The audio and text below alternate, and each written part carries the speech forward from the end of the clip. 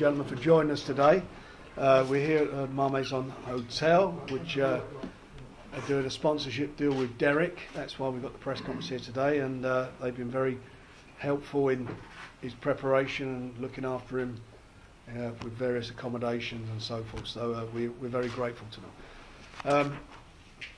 Fight's only a couple of weeks away now, 29th of November. It's for me a fight that from my point of view, I've been waiting for a long time to see. We've had our problems with it, with the postponements, but it's on. Everybody's in touch wood, are in really good nick and good condition. They're all working very hard, and I'm expecting a real treat for the fans with this fight, and I'm expecting Dereck to come through. So I'm his manager as well as his promoter, and I'll nail my colours to his mast. So that's what we're looking for. We worked very hard a couple of weeks ago out in Vegas and got the WBO to confirm that the winner of this fight will fight Vladimir Klitschko, after Klitschko's fight next March. He has a fight in March next year, and he then has 30 days with us to negotiate.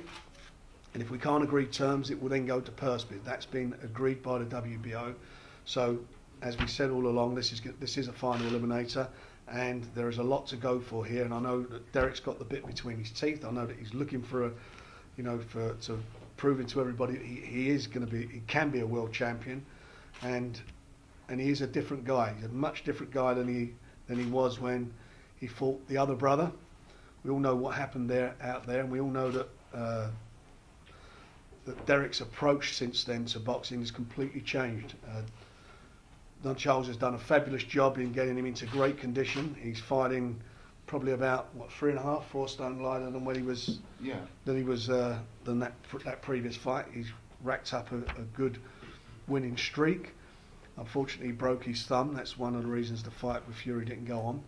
But he's for me, you only got to look at him. Not just as in his body, mentally how he's matured as well.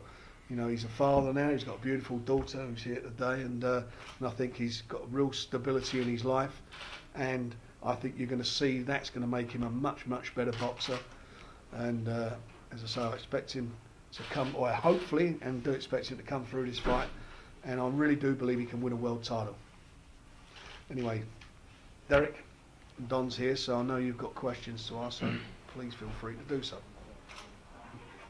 Has fatherhood changed you in any way?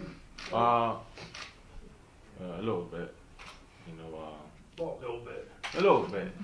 You know, it's like boxing is totally different. Like, you know, when you go to fight and stuff like that, you know, your mind has to be different being a father and a fighter. So it's changed me a little bit for me. Like the way I see things, you know, run my door and stuff like that. But when I'm at a gym, I'm a totally different person. I love being a father, and I think it's the greatest thing in the world to be a dad. And I hope she follows in my footsteps. And if she does, I'll make her matches. What do you like at changing nappies and night feeds? I'm down for it, man. I change it fast. You know, when you're a dad, we all dad, we're all fathers in here, except for maybe certain guys here, like my friend Jay, he's not a dad yet, he will be soon anyway. But when you're a dad, you know, you get guys say, I don't change nappies, but really and truly behind closed doors, everybody changes nappies, you know, even if our own Prince can change nappies, why can I not change a nappy? So why not? Even Frank has done it. No, he hasn't. Done it once. I'd love to see it. Yeah, tell me about it, yeah. You know what they say about fatherhood, though, when you first become a father, they say it softens you. Has it softened you? Has it softened me? No, because I like the good things in life, you know. I prefer not be soft. You know, only she does it to me sometimes, but I have to put it in check as well. She's a boss then? Sometimes, yeah. Is she 5 months or 6 months old? I think she's 6. I'll tell you 6. 6, yeah, 6. I think everyone knew that part from Derek. And what's her name? Her name is Angelina Viola Bednar. We named her after my mom and my other half of mom as well. So my wife named her Angelina. after the Rolling Stones song, and I tried to get Mick Jagger to be the Godfather, but he turned me down.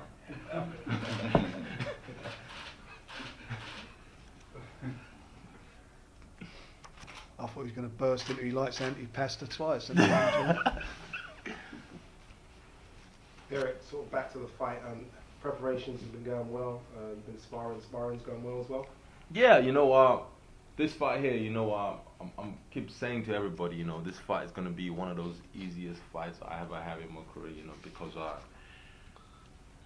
me and my team, like starting from the head coach, to Don, to the assistant coach, Ian, and then to my fitness trainer, John and Andy.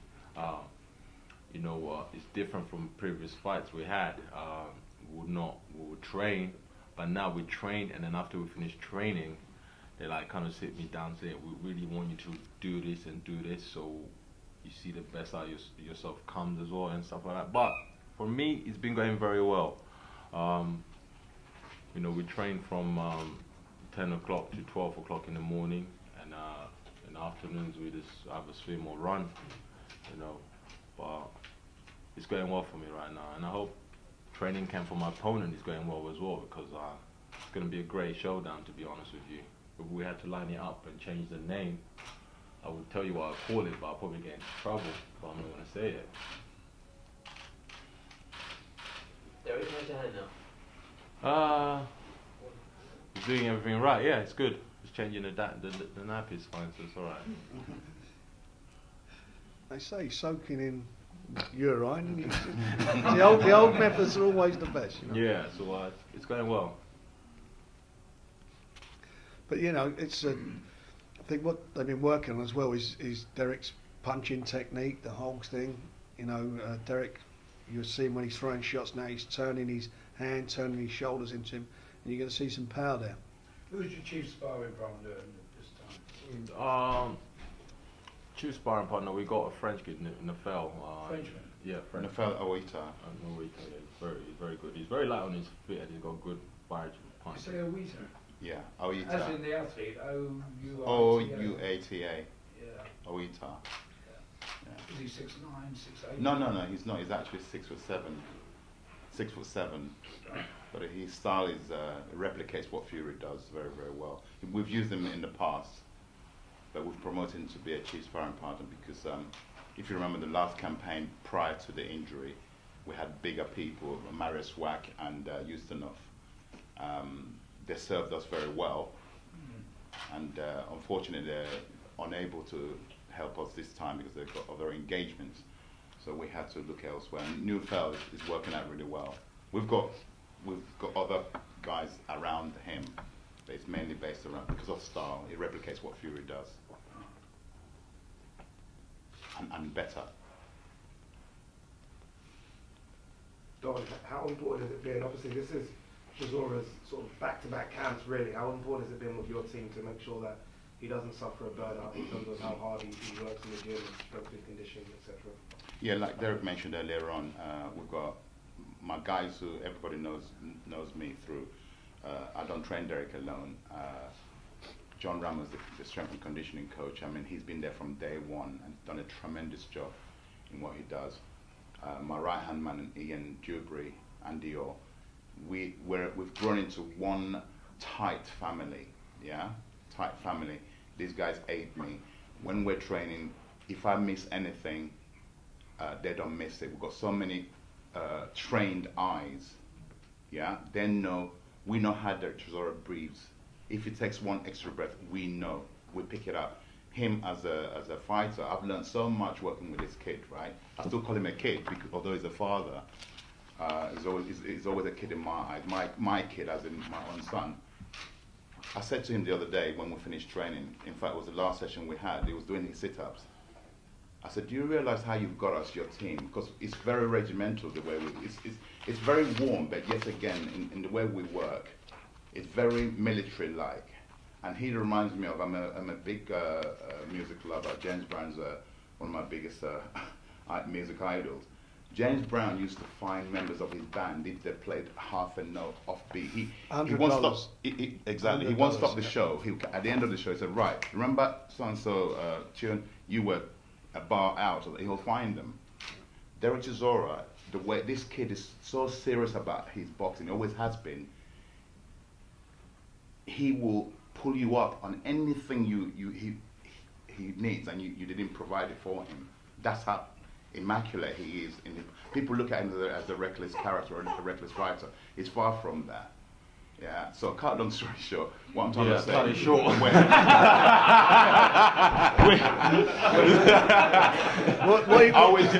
Old age. I always go around the houses to get my point across. I hate being misunderstood. What he was going to say, he feels better than James Brown. James Brown feels good. We've never been this confident, yeah, but not the confidence that will become complacent. No, we're very serious about Fury. He's a big threat, big serious threat, but we're so experienced and compared to him. We've been where he's never been before, and we've messed up various times, but we've learned from those mistakes we've made as an outfit. That's what's going to make the difference. Well, that's right. I mean, you know, Dereck would never have fought Vitaly Klitschko at the time, but there was problems outside the ring, so we took the fight. To be very honest about it, we took it. Felt there was a good opportunity. I thought that he would give Klitschko a really good fight, which he gave a marvellous fight and certainly won the last round in that fight. You know, the David Haye fight. Nothing away from David Haye. David Haye hits you on the chin. He'll knock most of them out. But he got careless, and more importantly, he was sitting in a restaurant at 7 o'clock at night rather than being at the venue, sitting in Scott's restaurant. No, I'm not crying about what we're saying. Why are we bringing that up? I'll tell you why. Because what Don says, at the end of the day, it's about what you do and what you learn from it. You learn from that, and all these things. No one's been a crybaby about it. They happened, you know. No more than he cried when Hellenius, when he got robbed. He never cried about it, just got on with it. But things have changed since then, and the career's gone in a different direction. You know, his whole makeup's changed in the way he prepares for fights, the weight, everything.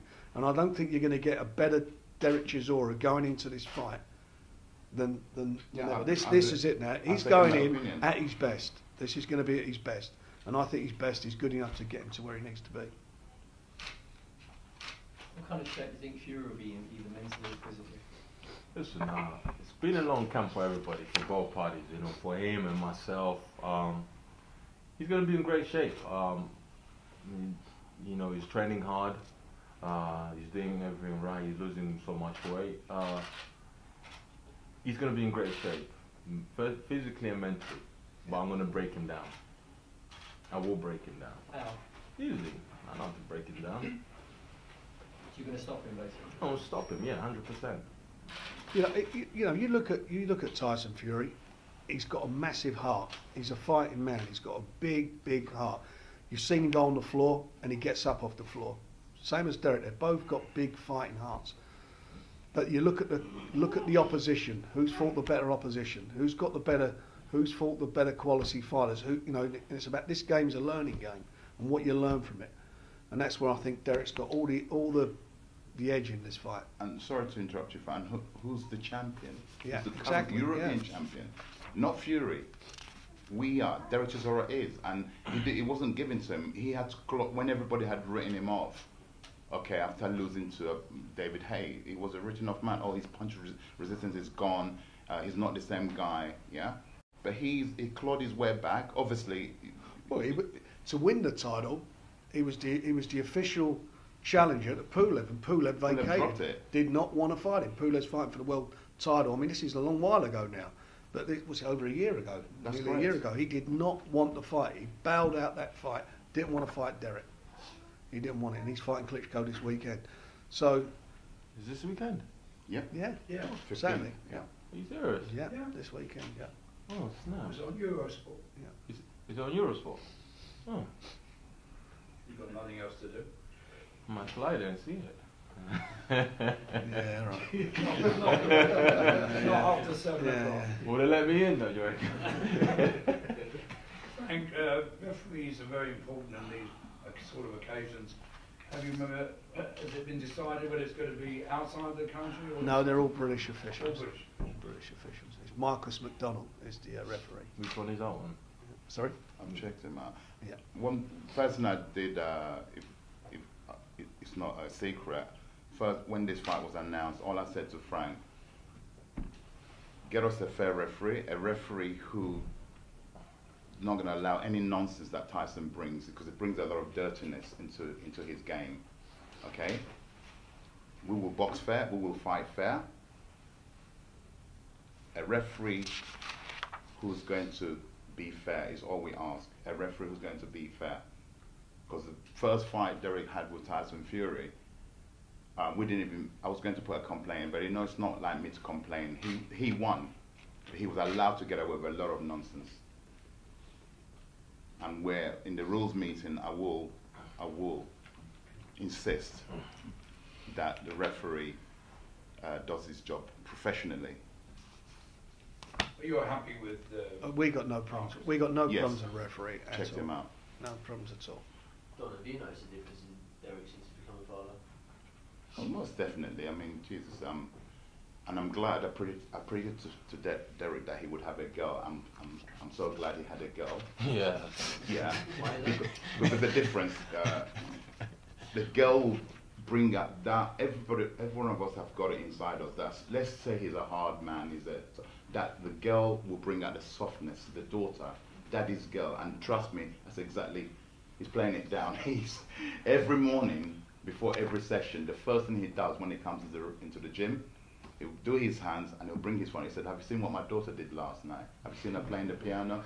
So my team will be my witness. Yeah. So that shows us this is a guy who is really taken by that little girl. Look, she's looking at you, Dereck. Ain't that right, Angelina? Yeah. So basically, I'm glad he had a girl first. May God grant him a son later on. But I don't think I want a son now. to be honest. there you go. There you go. Why is it good for him to have that softness? Because we need it, because you're in a sport where it's, you know, it's one of the hardest sports in the world, and you know, you're going in a ring, putting your life on the line every time you go in there, almost like a Formula One driver, yeah? So you need, that's something that's totally far removed from what you actually do, and that's how only way I can explain it. When he looks at that little girl every morning before he gives him that extra. Now you're lying, bro. Most people in here are fathers, right? Okay. Remember that's what I my own said. personal experience. I'm a I father. said before, I like the good things in life. That Yeah. drives me more to train harder. Right. You know, it's not like. And if it comes in the form of a baby girl, yes, that's part of You know, it. it's different now. You know. So I don't have to be embarrassed, Dereck. I'm not embarrassed, you know. Admit it, come on. I prefer, you know what, to be honest, I prefer having a girl than a boy, to be honest with you fellas, because when she was, I thought me and my other half were going to have a boy, so we had all had boys' names ready, the whole lot, everything ready. And then, and after she was born, I was like, fuck, it's a girl. And I remember, and I told my best friend, I was like, it's a girl. He goes, can we give it back? You didn't hear that, Angelina? Yeah, I was like, Or Emily? can we have our deposit Not back? hearing this. But it was alright though. But no, it's the best thing ever happened to me. You know, she's amazing. I just want girls now, because I think girls are the best. Like my other half, there's 4 girls in their family, and the dad coped well, so it's good though. Frank, how close are we to a sellout for the event? We've only got a few tickets left now. I don't think there's even 1,000 tickets left. They'll be gone. We've not sold any to the secondary market. They've been sold to customers, direct to the customers. And it's geared for 20? It's geared for 20, yeah. It's gonna be buzzing, you know. Will you see your daughter on the day of the fights, or will you go into camp that weekend? No, I'm a main believer of not going to camps anymore. I believe like just being around with the people, with those you love, and just enjoy everything, and enjoy training, enjoy being with your family.